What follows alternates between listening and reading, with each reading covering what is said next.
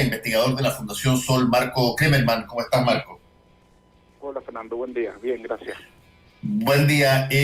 Cuando se está a punto de cruzar otro umbral o de otro umbral en cualquiera de las condiciones que se dé, de esta posibilidad de retirar el 10% de los fondos de la AFP, Marco, ¿por qué no nos cuentas cómo ven ustedes, y tú particularmente, en la Fundación Sol, cómo se ve esto? ¿Es algo, llamémoslo así, es algo que se hubiese hecho en la normalidad de las circunstancias, acudir, por ejemplo, ante un imponderable al 10% de los fondos de la AFP? ¿Es algo que se acudió porque no había otra alternativa? ¿Se puede todavía generar, crees tú, una alternativa que provenga del Ejecutivo, que sea lo suficientemente potente como para impedir que se acuda al 10% de los fondos de la AFP? ¿Cómo los ven ustedes? ¿Cómo lo ves tú particularmente, Marco? Sí, nosotros lo vemos con una política límite, como el último recurso que se ha puesto sobre la discusión a partir de un mal diagnóstico sobre la realidad chilena, ¿no? Yo creo que esto está totalmente conectado con el análisis, las reflexiones que se han hecho sobre el modelo chileno, sobre cómo viven los hogares en Chile, porque se consideraba supuestamente que teníamos una clase media, que ya es un concepto discutible, que en general está en nuestro imaginario, aquella clase media que vive su trabajo, que con su trabajo llega a fin de mes, que no se puede dar grandes lujos, pero puede pagar sus cuentas, puede salir de vacaciones de manera más acotada, pero puede hacer ciertas cosas que uno esperaría que los sectores que viven de su trabajo pudiesen hacer. Sin embargo, la realidad está totalmente desalineada de ese imaginario. Lo que tenemos hoy día en Chile son sectores medios muy precarios, que trabajan y trabajan, pero sin embargo con ese trabajo no llegan a fin de mes, ¿no? Que es una paradoja. Hoy día la mitad de los trabajadores gana menos de 400.000 pesos líquidos, solo un 20% de los trabajadores en Chile y trabajadoras gana más de 750.000 pesos líquidos, y si lo vemos a nivel de hogares, la mitad de los hogares tiene ingresos autónomos inferiores a 600.000 pesos, y solo un 20% agrupa ingresos superiores a 1.250.000 pesos, que uno podría decir que es un umbral que cubre las necesidades más básicas de los hogares promedios de 3 a 4 personas. Eso ha significado que tengamos, según nuestras estimaciones a esta altura, cerca de 12 millones de personas endeudadas en Chile, 85% de los mayores de 18 años, y 5 millones morosos, que no pueden pagar las deudas que han contraído, una deuda, una mora promedio de 1.800.000. Entonces, esa es la realidad de los sectores medios, y por tanto, cuando el gobierno partió con sus 65.000 pesos per cápita como bono, ¿no? Para un segmento acotado de la población, vinculado principalmente a quienes tienen ingresos informales. Después, a través del ingreso familiar de emergencia, con mucha presión, y cuando ya la pandemia se había descontrolado y obligaba a hacer cuarentenas masivas, sobre todo en la región metropolitana, con mucha dificultad llegó a los 100.000 pesos per cápita, valor que incluso aún está por debajo de la línea de la pobreza, que es el parámetro más básico, el estándar más precario que el propio Estado chileno fija, y con una cobertura que llega a un tercio de los hogares.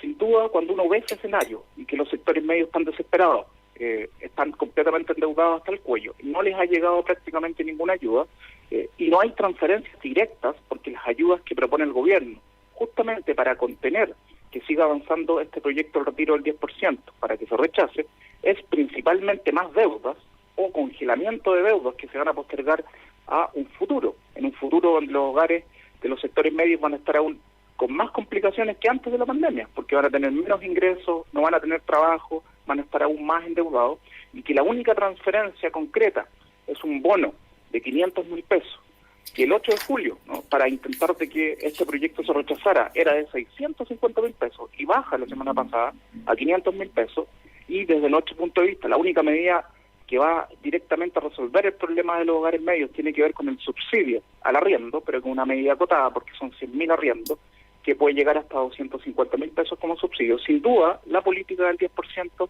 aparece como la última posibilidad, y es un debate completamente legítimo, porque los trabajadores y los hogares dicen lo siguiente: si vamos a tener que pagar la crisis nosotros y nosotras, de todas maneras, al menos permítanme poder elegir de qué manera pagamos la crisis. Yo prefiero no endeudarme, no quiero escuchar más deuda, aunque me presenten que matemáticamente, a través de una formulación, podría ser más beneficioso, pero yo tengo un horizonte intertemporal distinto a las reglas matemáticas. Yo necesito esa plata ahora, y si mi pensión en el futuro va a bajar 10.000 o 12.000 o 13.000 pesos, de todas maneras no hay por dónde perderse. Sí, esa última parte que tú has señalado es una de las cosas que más probablemente ha impactado, no solamente en Chile, sino que también en reportajes en el exterior respecto de esta situación, que cómo debe ser la situación para que la certeza de lo que te va a tocar en el futuro como pensión sea considerado peor que el riesgo de poder generar incluso un perjuicio si es que la tienes ahora. Y eso es un parámetro, a mi modo de ver, en términos generales, en cualquier condición comunicacional que tú tengas. Cuando tú percibes que el futuro tuyo es de una determinada manera que hace de alguna manera benigno el que tú puedas tratar de, entre comillas, apostar una situación mejor sobre la base de retiro de fondos, en este caso del 10%, habla muy mal en general de cómo estaba percibido y cómo estaba dado en términos estadísticos los resultados de el sistema de pensiones de Chile. Absolutamente, porque acá se juntan dos cosas, incluso sin buscar que eso suceda. Está la situación de la urgencia para poder capear la crisis actual y tener liquidez, y por tanto ese análisis intertemporal, aquí la teoría de Milton Friedman del ingreso permanente se borra de un plumazo, ¿no?, que ya había sido objetada hace muchas décadas atrás, para decir los hogares deciden de otra manera, las necesidades de los hogares y las elecciones se plantean de otra manera, no necesariamente maximizan utilidades a todo momento, están actuando racionalmente de acuerdo a la racionalidad de la escuela neoclásica, sino que es mucho más compleja, ¿no?, y tiene que ver mucho más con la palabra oikonomía, que es lo que significa economía, administración del hogar. Y en ese sentido, al mismo tiempo que ocurre eso, hay un cuestionamiento profundo que ya hace bastante tiempo se viene dando sobre el sistema de pensiones, porque eso es lo que también empuja a que las personas opten por el retiro del 10%. No es porque no estén haciendo sus cálculos y no les interese que su pensión se vaya al suelo, sino que la pensión no se va a ir al suelo, porque hoy día este sistema que está a punto de cumplir 40 años de funcionamiento está pagando 1.006.000 pensiones de vejez, las AFP y las compañías de seguro. Estamos incluso considerando las rentas vitalicias, que son más altas, las jubilaciones anticipadas, estamos hablando de ese monto. Y la mitad son menores a 150.000 pesos en su valor autofinanciado, que suben a 203.000, 204.000 pesos esa mitad con el aporte del Estado, pero eso no es objeto de las AFP y las compañías de seguro. Vale decir, más allá de las AFP, que se pueden llamar JPA u otro nombre en el futuro, aquí el paradigma de las cuentas individuales, de la capitalización individual para construir pensiones, es el que fracasó, porque es muy difícil encontrar un país donde haya extraído completamente, donde haya sustituido completamente el seguro social, que es la base del edificio para construir pensiones.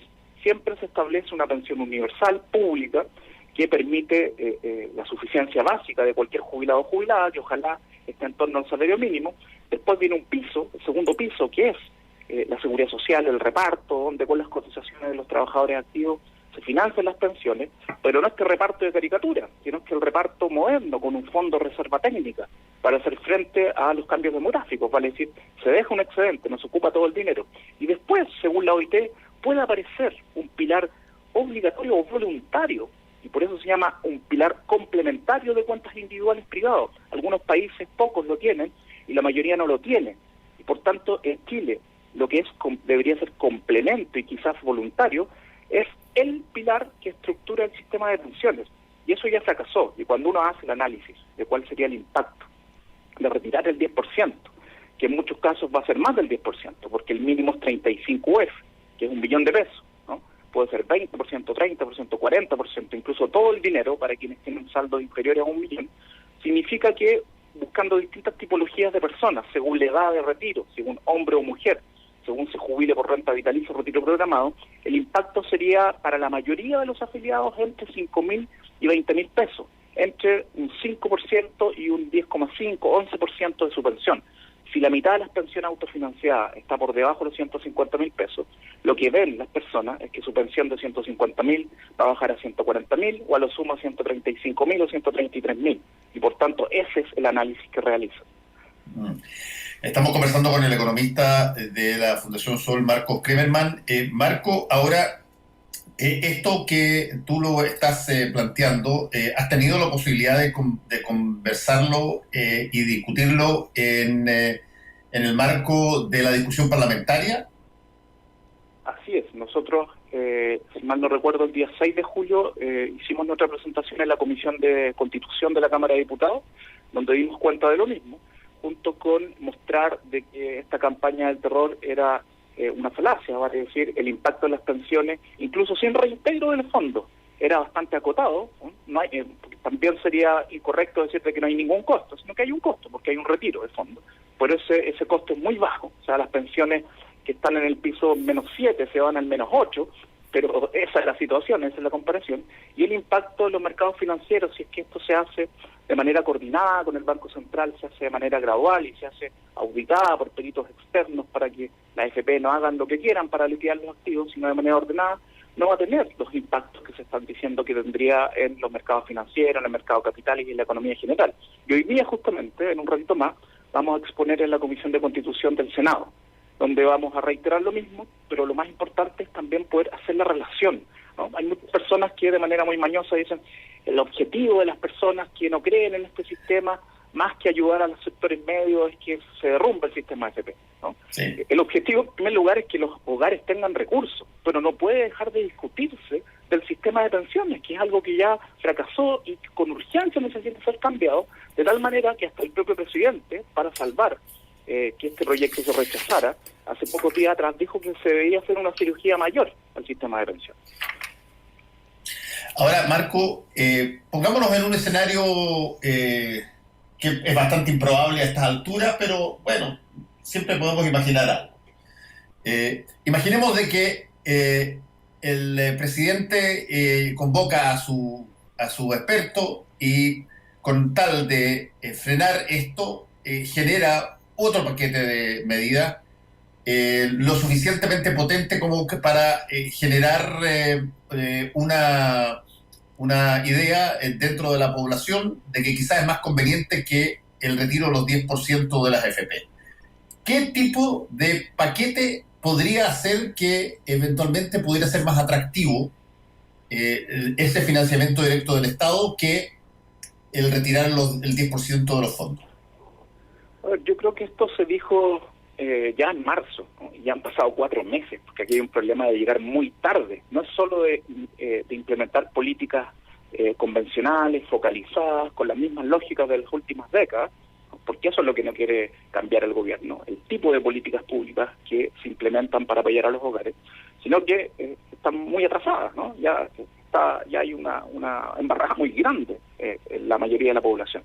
Por tanto, uno esperaría que para contener este proyecto, que yo creo que es imparable a esta altura, pero de todas maneras, siempre hay que hacer los intentos y los buenos argumentos, siempre es importante escucharlos, se requiere la lógica de la renta básica de emergencia, de carácter lo más parecido a la universalidad, ¿no?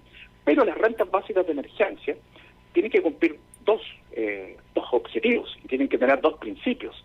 Primero, que sean casi universales, y esto rima completamente con lo que estamos viviendo. O sea, aquí no es ni 30 ni 40% de los hogares dañados, sino que nosotros estimamos que podríamos estar llegando cerca del 85 al 90% de los hogares con problemas parciales o totales de ingresos, ¿no?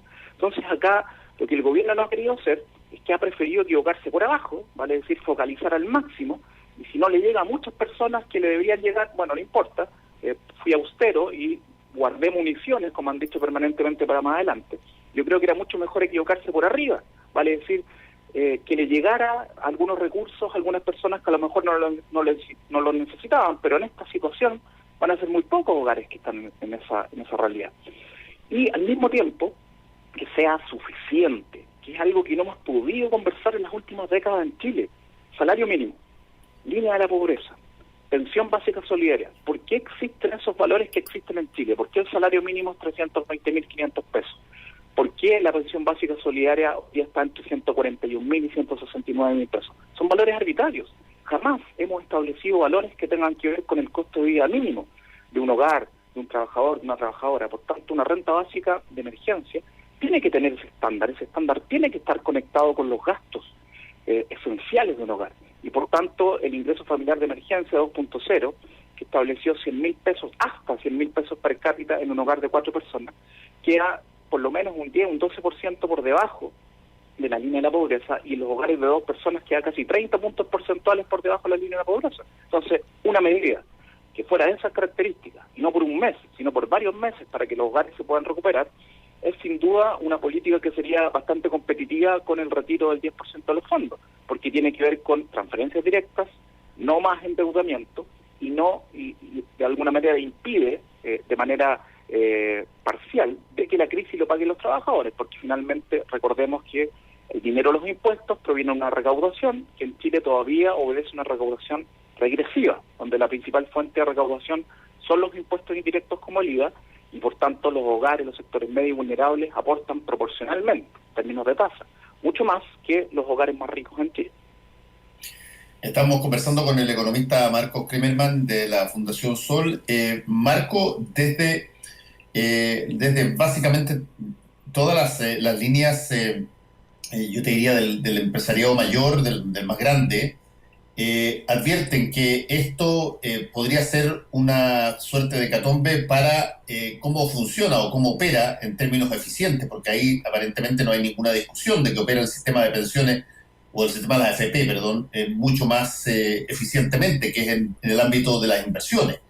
Desde ese centro que te estoy planteando, a ver, ¿qué tanto se podría ver afectado el sistema como tal en el sentido de ser algo que financia a básicamente empresas en Chile y que también invierte en empresas en el extranjero?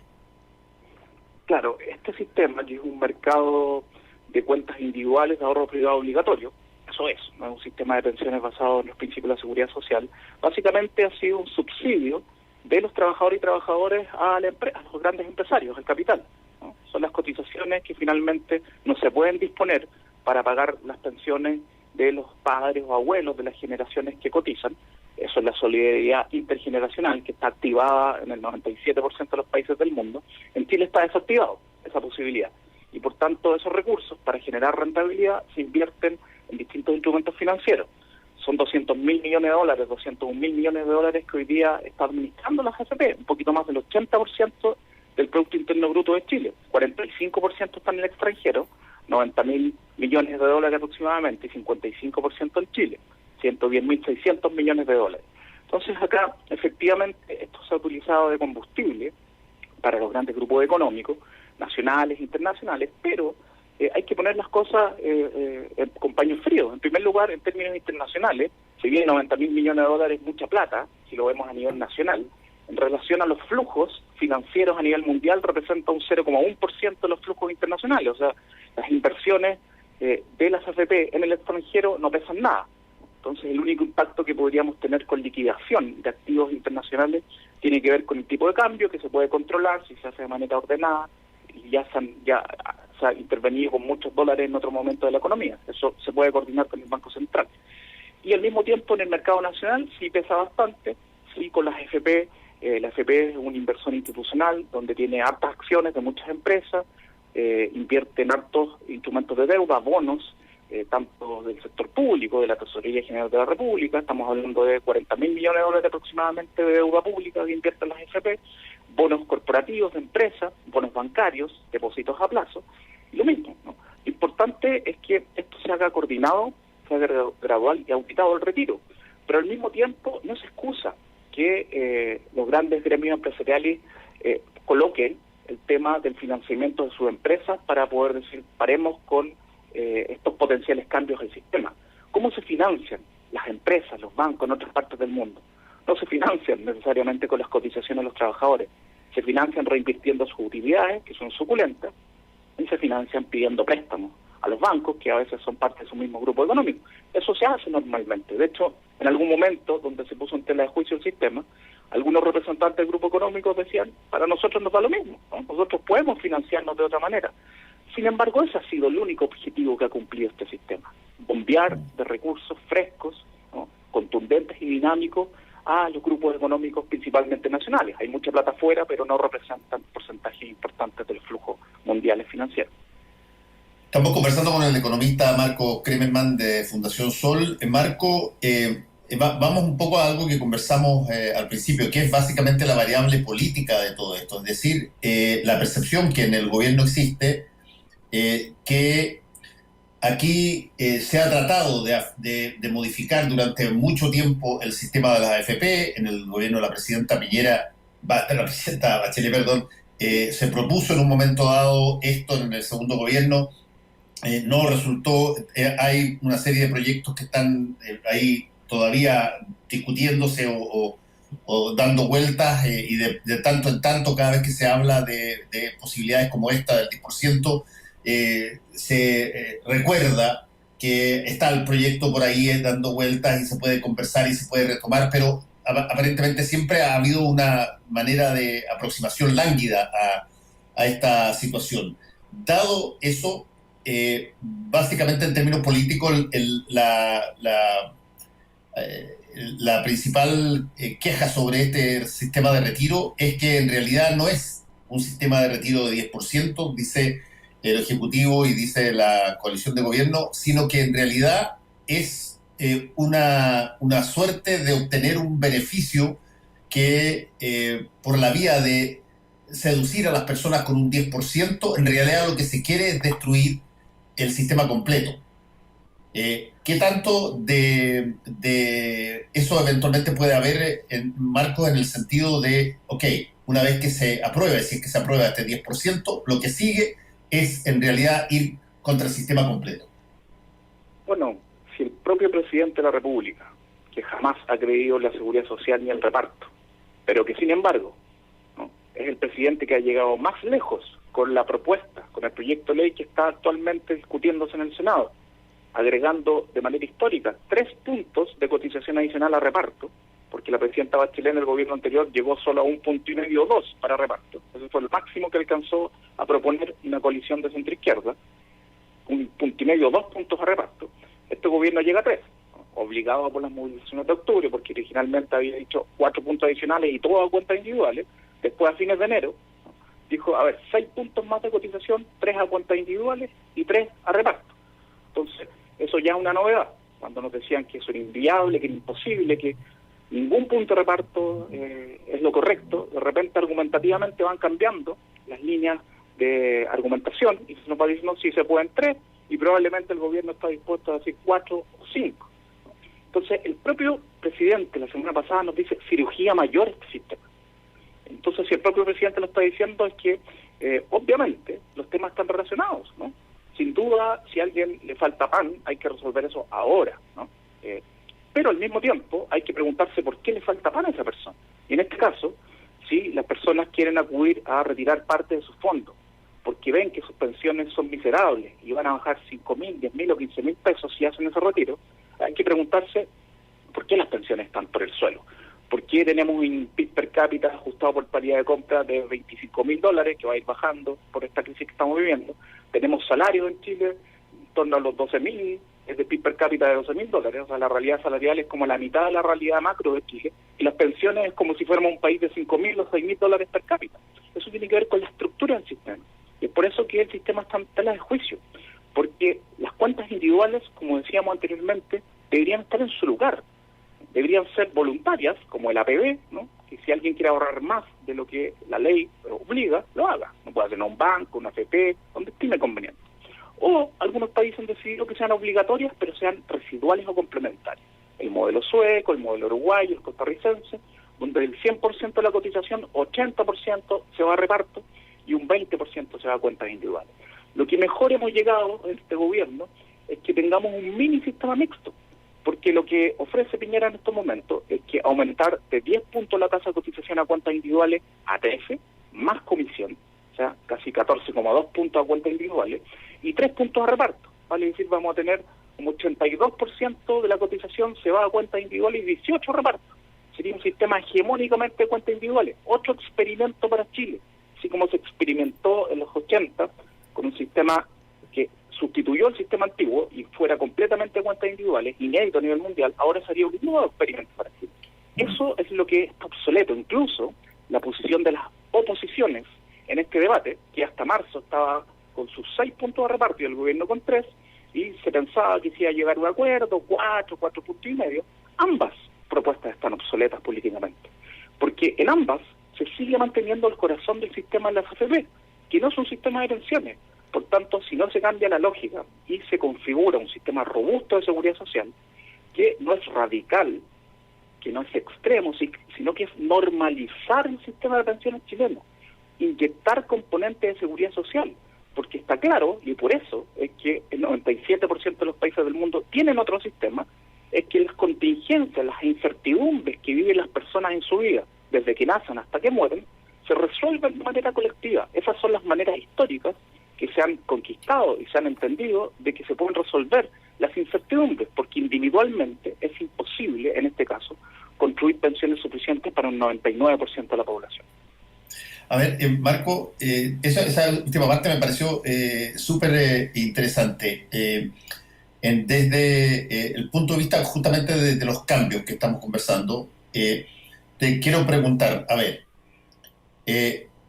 ¿hay algún tipo de fórmula en que se pueda transitar del sistema que tenemos nosotros a un sistema con un sistema de pensiones tal cual como el que tiene gran cantidad de países, particularmente Europa y de otros sistemas, sin generar un trauma, llamemos un trauma mayor en términos de la economía interna de los países? ¿Cómo podría ser?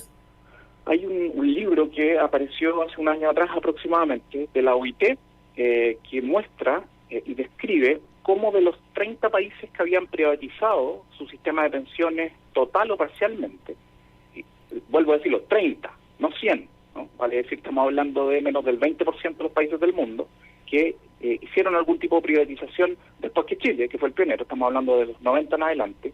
Ya 18 se han tenido que devolver a los sistemas públicos, parcial o totalmente. Entonces aquí tenemos dos esquemas.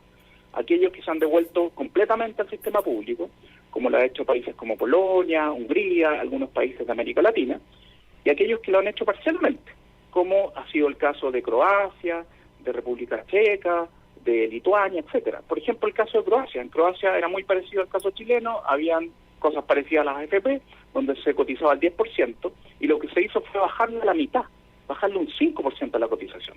Vale decir, ir transitando un sistema de seguridad social, pero de manera gradual.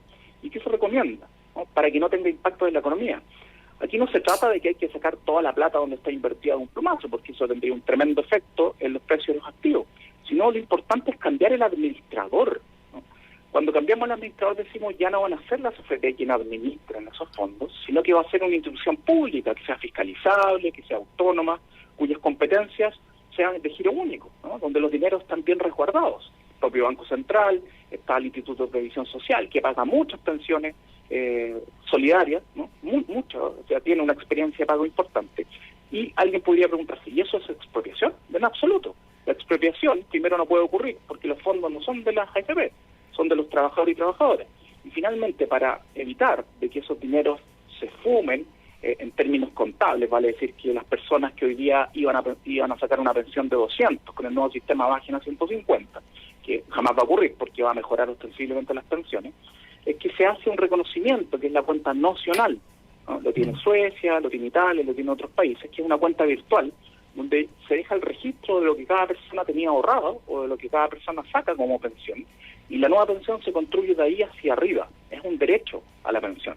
Por tanto, esos tránsitos están escritos, hay experiencias que han sido descritas y se pueden revisar en ese tipo de libros de la OIT, y es algo que se puede hacer perfectamente, porque normalizar algo es el camino correcto, ¿no?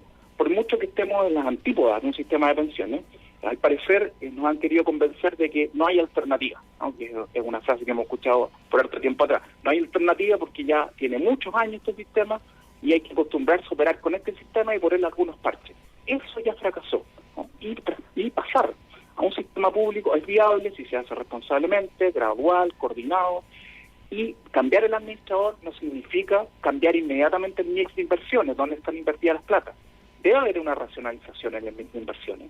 No es posible que un país democrático invierta en empresas que realizan prácticas antisindicales, que dañan el medio ambiente, que hayan estado inculpadas por financiamiento ilegal a la política, entre otro tipo de delitos, evasión, elusión de impuestos, compra de empresas con pérdida, empresas zombies. Existe un manual de la OCDE para que justamente las inversiones de los fondos públicos de pensiones, que lo tienen muchos países, fondos públicos de pensiones o de reserva o de sustentabilidad, tengan los mejores criterios para que las inversiones sean sanas, empujen una matriz productiva distinta, más democrática, y se puede hacer mucho en ese sentido y no hay que montar una campaña del terror. Marco Kremelman, de Fundación Sol, muchas gracias por estar con nosotros hoy día en Combinación Clave. Que te vaya muy bien. Muchas gracias, Fernando. Igualmente, buen día. Chao.